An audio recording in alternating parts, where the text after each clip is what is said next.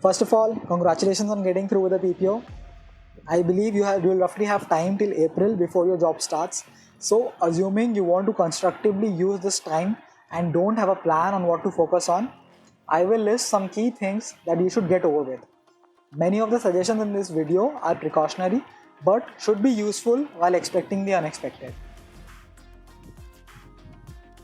In any case, have your resume ready.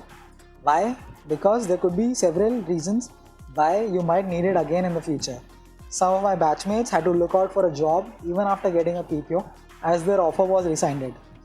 You can never really be sure until the job starts. And if you slack because you achieved a feat, don't forget that the people who did not get a PPO are updating their resume. You don't have to follow the mundane format followed by a placement committee, or go to websites like Novo Resumes or Canva.com and identify an ATS compliant format to work on. Build a resume from the point of view that it will be directly referred to employees as well. You will have enough time to think over your resume as you don't have to prepare for final placements. So use power words and avoid using any misleading words. You will have plenty of time to think about what accomplishments or what milestones you want to list in your resume and quantify all of them with your actions and not by words.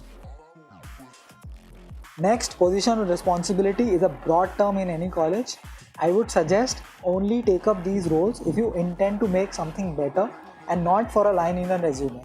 1 year later, you will remove this line from your resume and chuckle over it. Instead of taking a POR for selfish reasons, I would suggest it is better you invest your time and energy in other important things. For instance, corporate competitions. Almost all of these competitions are national level, and with time on your hand, you can perform better than your counterparts. Needless to say, they come with a prize money too, which is a big incentive to work and bring laurels to your college.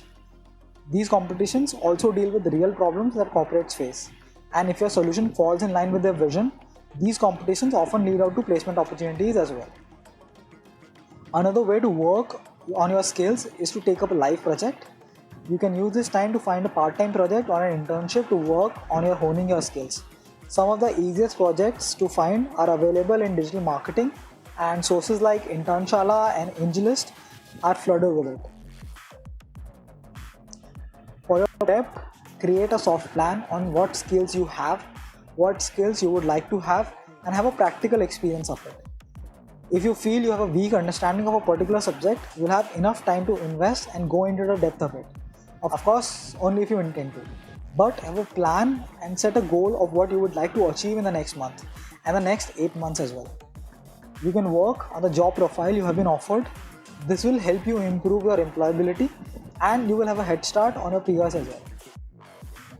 Keep reading the latest news and stay updated. I hope this is a habit and must have been inculcated by now, and it's better if you continue to do so. Formulate your answers to some of the commonly asked HR questions. This should be done along with your resume, because if you appear for an interview again, you should not waste time in formulating these answers again.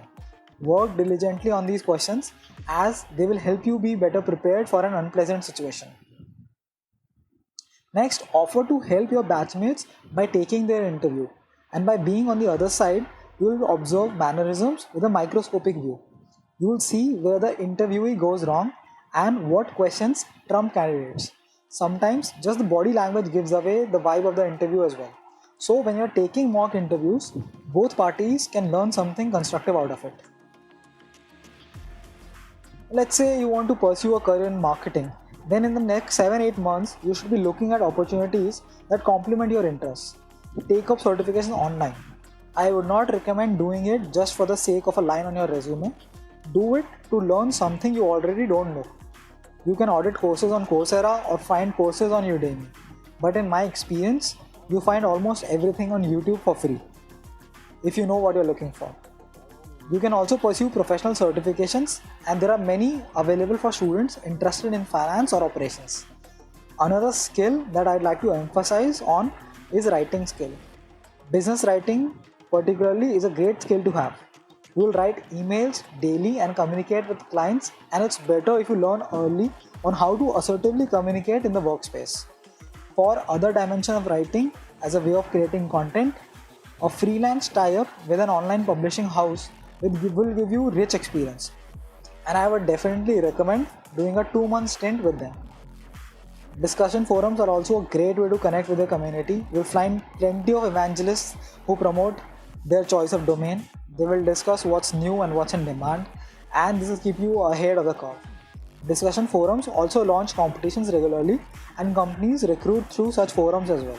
So, my advice would be to find such niche groups and avoid groups that spam a lot. Thank you so much for watching this video.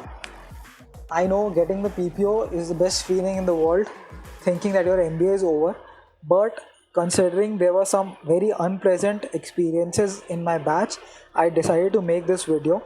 I have discussed these solutions with people who are at the brunt of it, and they recommend these solutions as they think a candidate who faces this unpleasant situation of offer being delayed or rescinded, it is better to be prepared from an early moment rather than realizing it very late. So all the best. Thanks.